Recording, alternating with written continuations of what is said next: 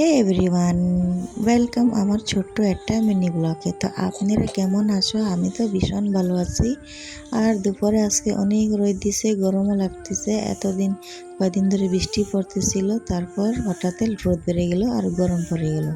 তো আমি দুপুরে রান্না করব ডাল, মসুরির ডাল আর মুগের ডাল। তো মসুরির ডালটা একটু ছিল, অল্প একটু, তার জন্য আমি মুগের ডালটা দিয়ে দিলাম। আর তার সাথে দিব কুমড়ো শাকের ডাঁটা, আর ডালের মধ্যে দিয়ে দিব। আর রানবো আলাদা করে কলমি শাক।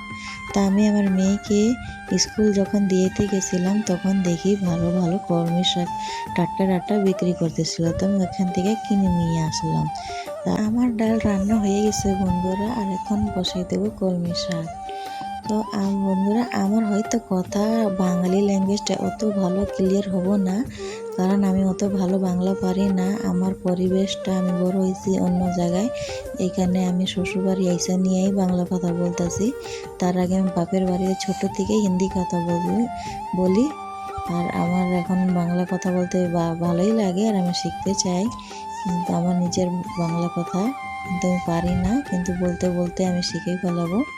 তো আপনারা প্লিজ আমার কথা থেকে অত ধ্যান দিবেন না, উল্টাপাল্টা হয়তো আমার কমেন্ট করে আমার কথা ল্যাঙ্গুয়েজগুলো ঠিক করে দেবেন।